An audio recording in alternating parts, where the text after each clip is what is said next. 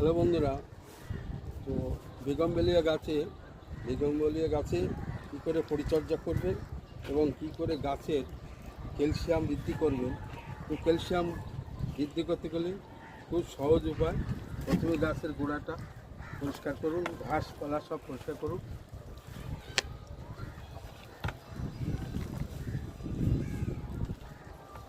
ঘাসপালা পরিষ্কার করুন আর ডিমের খোসা নিন। এই ডিমের খোসা গুঁড়ো করুন।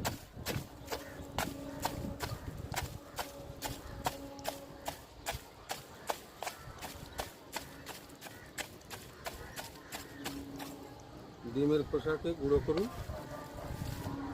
আর গাছের গোড়া খুঁড়ে এবার গাছের গোড়ায় অ্যাপ্লাই করুন।